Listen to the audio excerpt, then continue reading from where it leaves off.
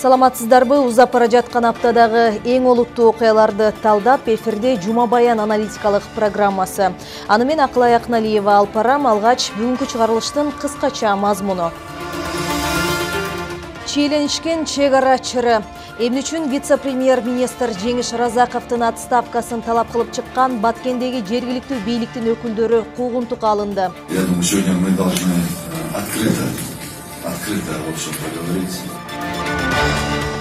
Инвестициялык климат. Эмне үчүн Кыргызстанда миллиондогон долларлык инвестициялык долбоорго тоскоолдуктар жаралууда. Жаңы жылдагы жаңы өзгөрүү. Үчүнчү өлкөлөрдөн ташылган унааларга бажылык алымдын жаңы тарифи баага кандай таасир этти?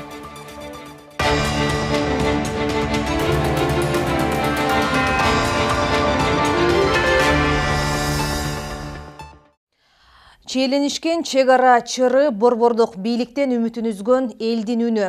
Жыл жаңырары менен мекен чегинде абал кайра курчуп, чек ара чатагы дагы тутанды.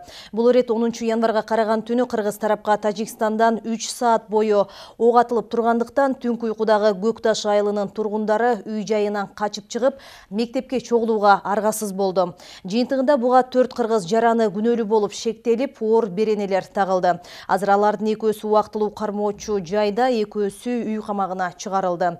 Баса 4 кишинин 3-өсү бир туугандар. Жергиликтүү эл мунусунда да коңшу Тажик өлкөсүнүн чагымчылдыгынан улам конфликт кайра ырбады деп айтышууда. Чагымда Тажикстандагы жарандык согушта бийликке каршы күрөшкөн Тала командири Шох Искандаровдун аты да аталып кетти. Провокация деген сөздү чек аралаш айылдардын калкы жөн жеринен айтпай жатышыптыр. Ага далил бар экендигин дал ошол конфликт чыккан чек аралаш аймактан келген көкташтыктар Бишкекке Ак үйдүн алдына келип митинг өткөрүп, бийликке какшап жеткире албай коюшту. Чек арада чагымчыл күчтөр бар экендигин Жогорку Кеңештин депутаттары жабык эшик артында өкмөт өкүлдөрү менен жыйын өткөргөн соңда кыйтышкан. Демек, шамал болбосо дарактын башы кыймылдабайт. Анда мындан улам кайталанган чек ара чырынын кимге пайдасы бар? Кылымдар бою канатташ жашаган эки элдин ортосуна ким атайын от коюуда? Бул совол азыр актуалдуу. Мындан да ойлондурганы эмне үчүн Тажикстан менен мамлекеттик чек араны тактоо боюнча сүйлөшүүлөрдү жүргүзүп жаткан күч түзүмдөрү боюнча вице-премьер-министр Жеңиш Разаковдун командасына Баткен облусунун тургундарынын арасында нааразычылык күч. Ал чын эле Көкташ менен Аксай эли айткандай, Тажик тарап менен тең ата сүйлөшүү жүргүзө албай, маселени чечүүнү улам артка тартып, Кыргызстан кызыкчылыктарынан уттуруп жаткан жокпу? А мүмкүн чек арадан агылып жаткан контрабандага тоскоолдук жаралбашы кимдир бирөөгө керек болуп жаткандыр. Бирок эң кызыгы, чек ара боюнча Тажик тарап менен кезектеги протоколго кол коюлган соң Жеңиш Разаков башкы көзөмөлдөөчү орган жана УКМКнын төрагасы менен аталган облуста жергиликтүү бийликтин өкүлдөрүнүн катышуусунда координациялык кеңеш өткөрүп, борборго келип митинг өткөргөн айыл өкмөт башчыларына жана туугандарына тил өтпөгөн жергиликтүү бийлик өкүлдөрүн зекип, аларга карата кызматтык иликтөө жүргүзүүнү сунуш кылды. Керек болсо башкы прокурор аларга шалаакылык беренеси менен иш козгосо болорун айтып, ансыз да коопсуздугунан кооптонуп жашаган, бирок Кыргызстанга таандык жердин ар бир метрин алдырып жибербейли деп мекенге калкан болуп жаткан элге моралдык басым жасап, алардын үшүн алды. Минтип чек ара чырын жергиликтүү жетекчилерге жана элге оодарган борбордук бийликтин өзүнүн маселени чечүүдөгү иши кандай? Чагымчылдардын артында ким турат? Теманы кесиптешим улантат.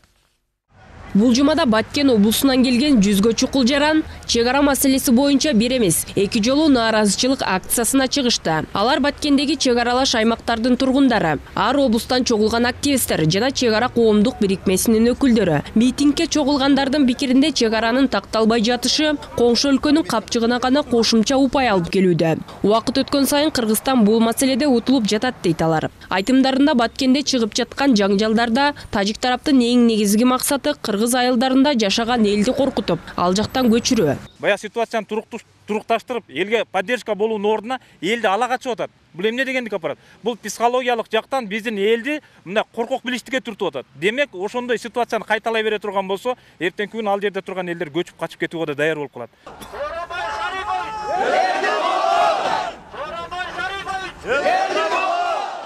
Пикетке чыккандардын негизги талабы милиция тарабынан кармалган 4 кишини бошотуу. Чырчыккан Көкташ айылынын тургундарынын айтымында Бердиев Зайниддин, Сапарбаев Улукбек, Нурбек жана Үсөн аттуу жарандар тажик жарандары уюштурган чыгымга каршы тургандыгы үчүн кармалган. Үй бүлөң менен бара жатсаң, машиненин айнеге талкаланып атса, анан ошол жерде элдер бардыгы местный элдер көрсөтүп атса, могу бүт эле тажиктин спецслужбасы гражданский кийинип алып, биздин машиналерди талкалап, анан бизди атып атса. Анан кыргыз тарабынан аларды кармоо, же бир тең ата сүйлөшүү деген болбой атса, чегарадагы чагымчылдык 100% тажик тарабынан болуп атат. Тилекке каршы ушул биздин күч органдарынын жана кыргыз бийлиги тарабынан эч кандай аларды токтотоюн деген бир максат дагы болбогону бизди өкүндүрөт да. Тажиктер көрсөтмө берген ушулар кармалсын деп, ушулар баштап атат деп. Постоянно тажиктер тараптан башталат да. Анан булардын бирден бир кол салган себеби ошол именно Дахма участкасынданчы.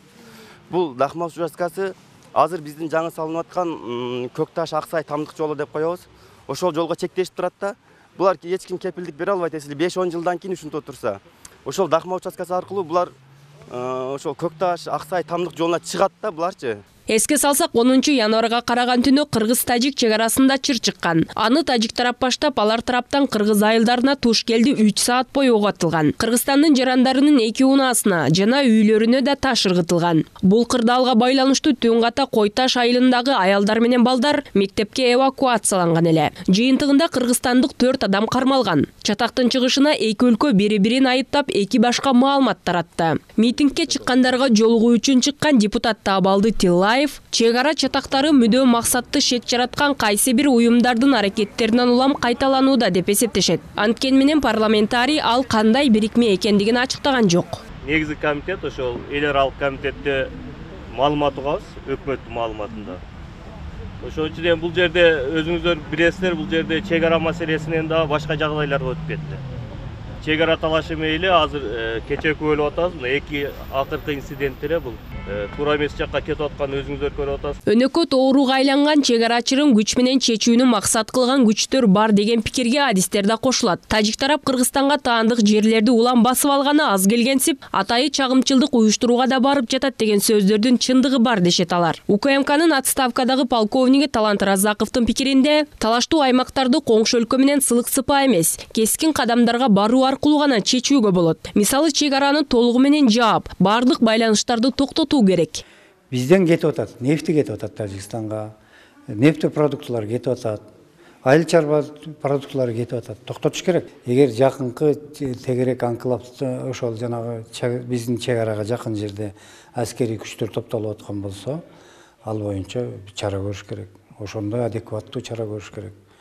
Бүгүнкү күндө бул иш жакшылык менен бүтө турган нерсе болбой калды окшойт. Анткени эки президент эки жолу сүйлөштү, биздин президент аябай суранды, тиги киши жок деген жок. Бирок бүгүнкү күндө ошол тегеректе, биздин тегеректе мурда жанагы ото деп койчу эле Объединенная Таджикская оппозициянын өкүлдөрү жүрөт. Ал кишилер кызмат кылып атат. Талант Разаков айтып жаткандардын бири Исфара милициясынын жетекчиси генерал Шох Искандаров болушу мүмкүн. Ал Тажикстандагы жарандык согуш учурунда бириккен тажик оппозициясынын курамында өкмөттүк күчтөр менен согушкан тала командир катары белгилүү. Генерал азыркы кызматына бекитилген соң Согди Ташкент наркоканалы активдешкени да айтылып келет. Мурдагы чекисттин айтымында сөз менен сүйлөшүүлөр эки башка болуп жаткан өлкөлөр ортосундагы чегара жаңжалдарын тутатып жаткан жогорку тажик бийлигинин батасын алып жаткан. Бул күчтөр ошо жогору жактын батасын алган күчтөр да. Муну эч ким өз алдын жасай албайт, ошо Шох Искендеров өзү жасай албайт. Бүгүнкү күндө жана түнкүсүн келип кол салып аткандар дагы жогору жактын колдоосу менен келип атат. Мынау киши тиги деп туруп биз конкретно көрсөтө албайбыз. Бул эл аралык этикага жатпайт. Бирок душмандык мамиле бар экен. Кыргыз-тажик чегарасындагы чагымчылдыкка ким күнөөлүү жана эмне үчүн 4 жай тургун тажик жарандарынын көрсөтмөсү менен милиция тарабынан кармалгандыгы тууралуу соолдордун жооптору дагы деле түшүнүксүз. Маалыматтарга ылайык, учурда сот тарабынан Көкташта кармалгандардын экөөсү үй камагына чыгарылды. Ал эми депутаттар талаштуу аймактардын тагдырын чечүүгө коңшу мамлекет көп кызыктар болбой жаткандыгын билдиришүүдө деп эсептешет. Биз кыргыз тарап айтып атабыз, бул маселени чечүү үчүн 1992 жылы 7 декабрда Алматыда болгон соглашение менен ошо менен чечели. Тажик тарап айтып атат. Ссылканы 1924, 1927, 1944 жылы болгон, ошол Союз убагында болгон, ошол маселелер менен ошолорго ссылка кылып атат да. Мен айтып кетким келет. 2002 жылдан бери, мына 18 жылдан бери биз Кыргыз тарап эң көйгөйлүү маселе бул чек ара, ошон чек аралык чечкиле деп биз Кыргыз тарап дайым ошентип айтабыз да. Бирок тилекке каршы бизди укпай жатат тажик тарап. Бул арада Баткен облусуна чектеш Тажикстандын Гүлүстан чек ара бекетинде эки өлкөнүн вице-премьер-министрлери Жеңиш Разаков менен Азиз Ибрахим жолугушту. Эки мамлекеттин делегациялары Тажикстандын аймагында бир нече айлампа менен сүйлөшүүлөрдү жүргүздү. Жыйынтыгында эки тарап 6 пункттан турган протоколго кол коюшту. Алардын ичинен эң маанилүү пункт Көкташ жана Самаркандек айыл аймактары менен Исфана шаарына жакын Тажикстандагы ушул сыяктуу жер тилкелерине алмашуу болду. Бул боюнча бир катар варианттар ушул жылдын 1-мартына чейин дагы каралышы керек. Негизинен айтып кетсек, азыркы мезгилде эки участок каралып атат. Бул өзүңүздөр билгендей Арыктын асты деген участок и Самаркандекте бир кирип кеткен жерлер бар. Ошолор боюнча бүгүнкү күндө биз азыр өзүбүздүн кишилер менен сүйлөштүк. Бул азыркы мезгилден вариант, ошол чечиле турган варианттар бар. Ошону дагы бир ирет иштеп туруп, уже анык макулдашылган варианттарды биздин өкмөттүк делегацияларга чыгарыла деп белгиледик.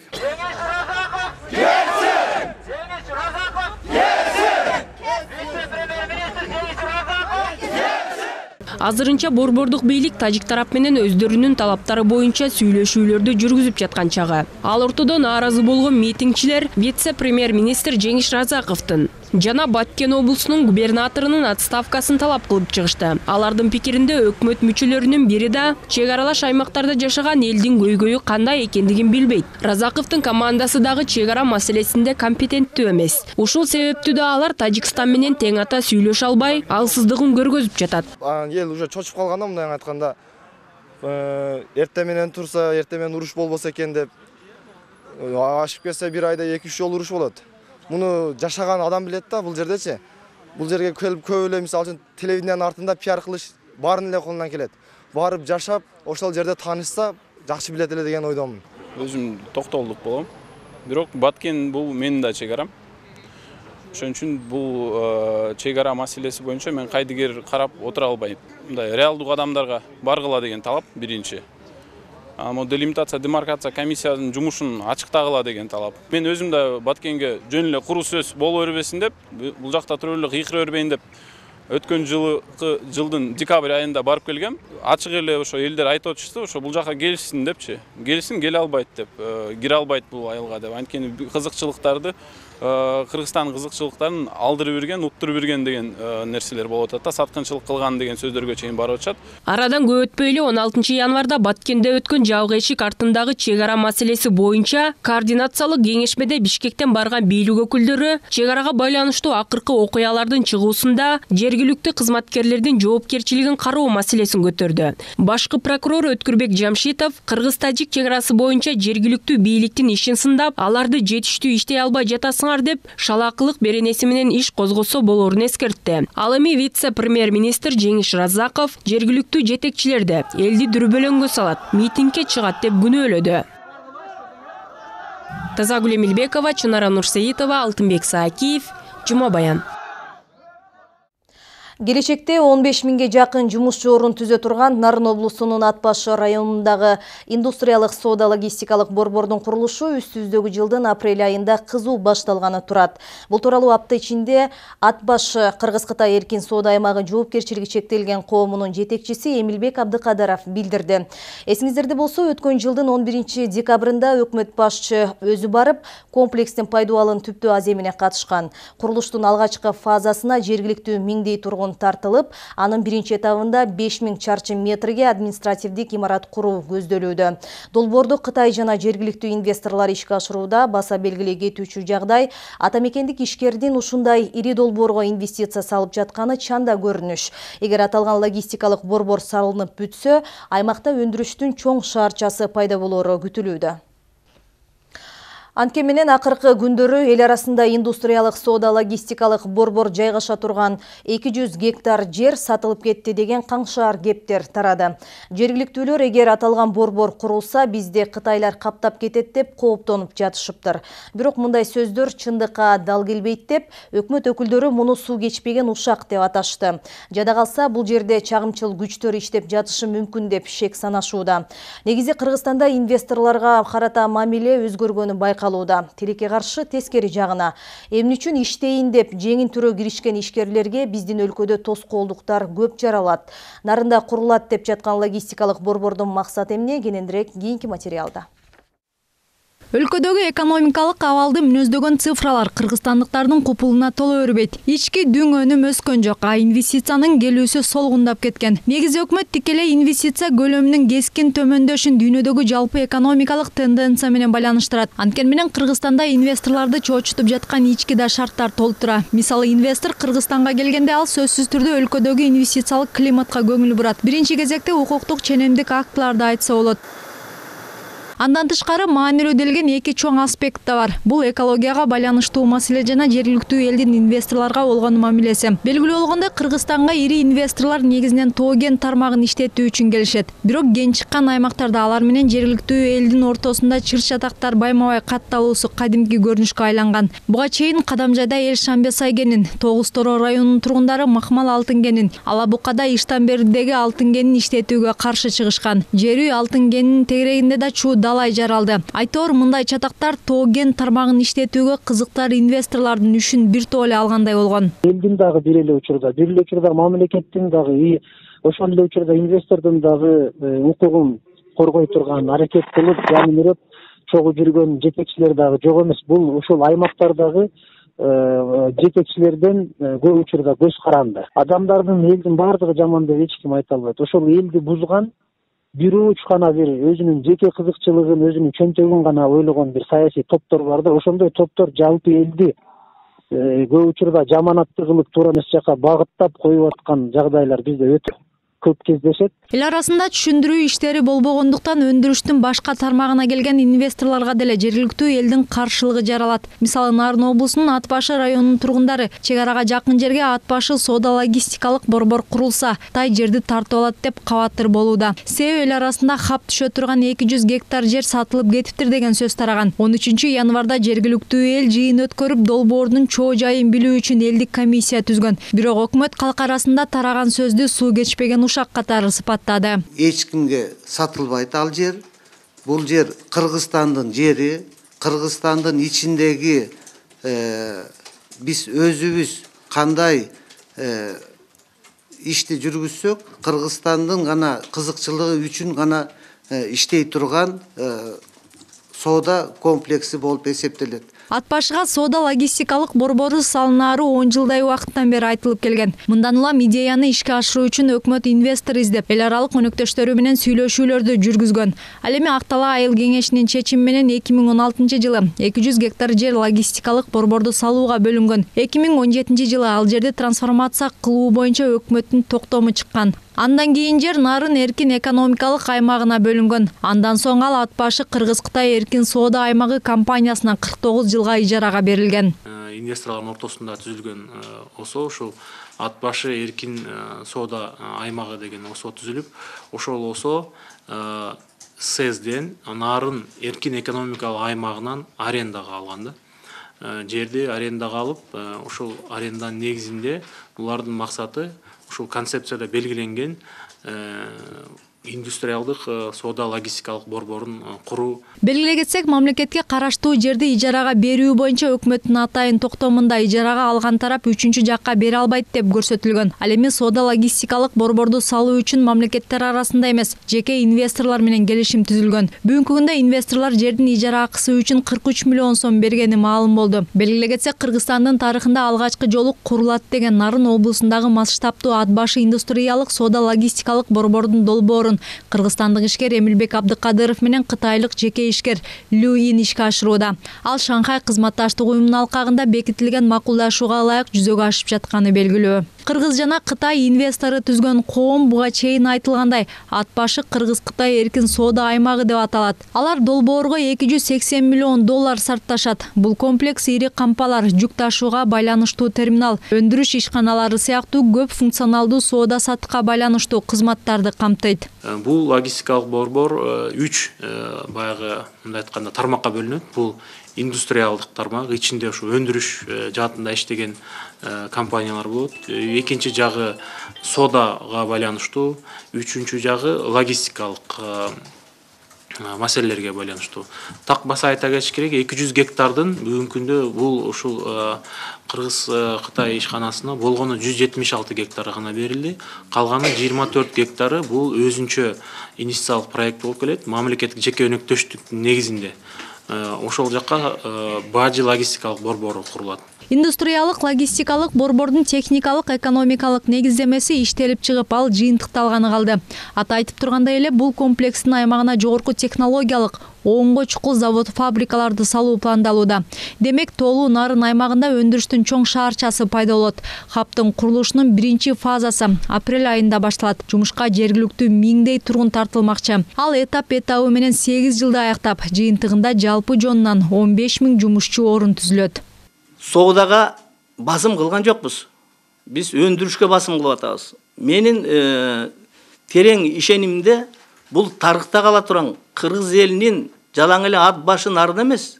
Кыргыз элинде бул Кыргызстандын экономикасын бир көтөрө турган бир чоң проекттерден болот деп мен терең ишенемин. Мына билесиздер, ВВП'нын долясы Нарын областында 3%. Ошонун ичинде өндүрүш, промышленность 1% Кыргызстандын долясында.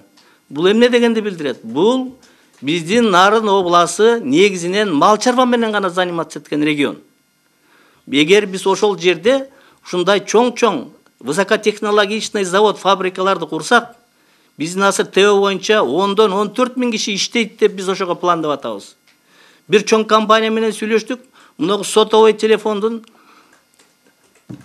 мониторун чыгара турган 80 000 иштеген компания менен сүйлөшүп атабыз. Ошонун дүйнө жүзүндө 5 филиалы бар экен. 5-өөнө биздин Кыргызстандан ачкыла, биз шарт түз берели деп биз алар менен сүйлөшүү жүргүзүп атабыз. Долбоорго катышуу ниетин азыр Түркия, Бириккен Араб Эмираттары, Казакстан, Беларусь жана Орусиялык инвесторлор билдирип жатышат. Чындыгында салыктык жана бажылык жеңилдиктер, комплекстин ыңгайлуу чекитте жайгашуусу ага эл аралык жана жергиликтүү бизнестин кызыкчылыгын арттырууда. Себеби Бишкек Нарын Тору-Карт Кашкар автомагистралынын боюнда жайгашкан комплекс Кашкардан башталган Кытай-Пакистан экономикалык коридордо Азия, Евразия, Европа, жакынкы чыгыш жана Африка үчүн соода логистикалык хаб катары колдонулат. Ошол эле кезде Кыргызстандын дүйнөлүк экономикалык программаларга жана уюмдарга интеграцияланышы соода экономикалык өнүгүүнүн перспективаларына шарт түзүп берет. Биз 184 миллион населениясы бар Евразиялык экономикалык биримдиктин мүчөсү болгондон кийин биз ошол коңшулар менен тең ата, тең тайлашып жашашыбыз керек. Биз экономикабызды көтөрүшүбүз керек. Бул комплекстин курулат деген историясы эмне үчүн биз ушул жерге инвестиция тартып келели деп ойлодук. Себеби азыркы кезде соода менен биз алыска бара албайбыз. Биз экономиканы көтөрүүнүн бир гана жолу, жалгыз жолу бул өндүрүш.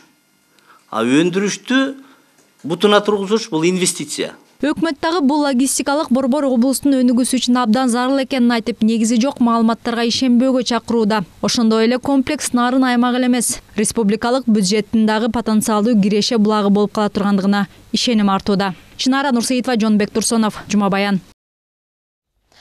Айдоочулардын шаштысын кетирген асманды чапчыган унаалардын бажылык төлөмү. Азыр Кыргызстанда машине сатуучулар жана аны сатып алуучулар айласын таппай турган чагы. Себеби 2019 жылдын 31 декабрында республикада унаага болгон алымга берилген жеңилдиктердин мөөнөтү аяктап, 2020 жылдын январь айынан тарта мамлекетке 3-чү өлкөлөрдөн ташылып келинген унааларды каттоо Евразиялык экономикалык биримдиктин бирдиктүү тарифтерине жараша жүргүзүлүп баштады. Анткени менен машине ташып иштегендер былтыр ИАЭПке кирбеген мамлекеттерден унааларды ашыкча алып келип алган. Ушул себептүү да азырынча нарыктын кескин жогорулаганы байкалбайт. Болгону машинелердин үлгүсүнө жараша $2000 чейин кошулду. Бирок жылдагыга караганда сатып алуучулардын саны аз экендигин ишкерлер айтышууда.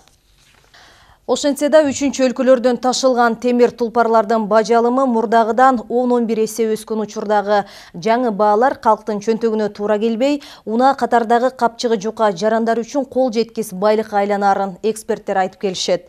Эми Кыргызстандагы авто сүйүүчүлөрдө абалдан чыгуунун азырынча 2 жолу бар. Бири бажылык төлөм боюнча убактылуу жеңилдик мөөнөтүн алган ЭАЭПтин мүчөсү Армениядан ташуу, экинчиси федералдык автоөнөр жайы. Себеби Орусиядан алынып келинген унааларга алым төлөнбөйт. 2018 жылы аталган мамлекетте 2 миллионго жакын унаа чыгарылганын эске алганда, жакында алардын көпчүлүгү Кыргызстандын базарларын ээлеши толук мүмкүн.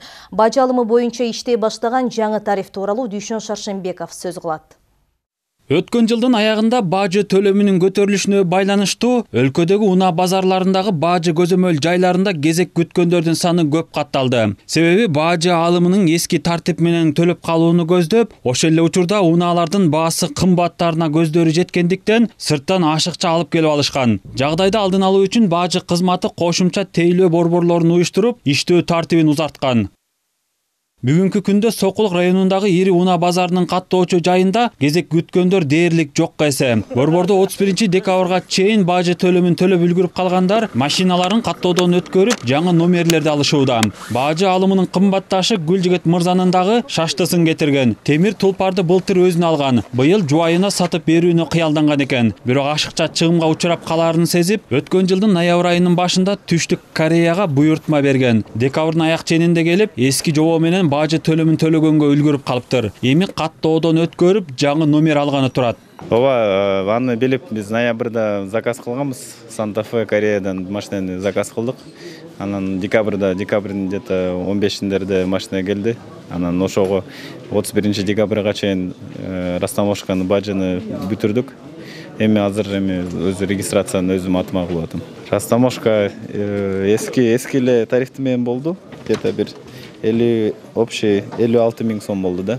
Башкалар сыяктуу эле Кеңешбек мырза дагы инисин тулпарлуу кылган. Бир тууганына 2012 жылы чыккан кыймылдаткыч көлөмү 2,5 литр болгон Toyota Camry унаасын сатып алды. Ал эски наркы менен жаңысын салыштырып, жаңы жыл тогошконго чейин алса, $1,750 каттап, өзгөргөндөн кийинкисинде $16,600 чыгаша болорун эсептеп көргөн.